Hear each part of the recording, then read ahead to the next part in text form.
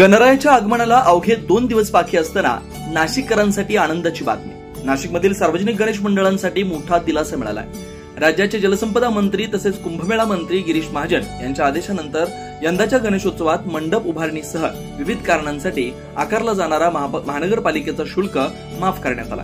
गणेशोत्सव मंडळांकडून दरवर्षी परवानगी आणि इतर कारणांसाठी शुल्क आकारण्यात येतात. मात्र यावर्षी लोकप्रतिनिधींच्या विनंतीनंतर शुल्क माफ करण्याचा निर्णय घेण्यात आला.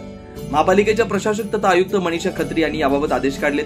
यंदा कोणत्याही प्रकारचं शुल्क आकारण्यात येणार नाही. त्यामुळे नाशिकमधील सार्वजनिक गणेश मंडळांना मोठा दिलासा मिळाला आहे. गणेशोत्सवाच्या पार्श्वभूमीवर नाशिक महानगरपालिकेच्या या निर्णयाचं सर्वत्र स्वागत होतंय. मंत्री गिरीश महाजन यांच्या पुढाकारामुळे नाशिककरांना मिळालेला हा दिलासा आगामी 10 दिवसांचा उत्सव अधिक उत्साहात आणि भक्तिभावानं साजरा होणार आहे. हा निर्णय नागरिक आणि मंडळांच्या वतीनं स्वागतार्ह ठरलाय. आता नाशिककरांना बाप्पाच्या आगमनाची उत्सुकता आहे. 9 न्यूज महाराष्ट्र ब्युरो, नाशिक.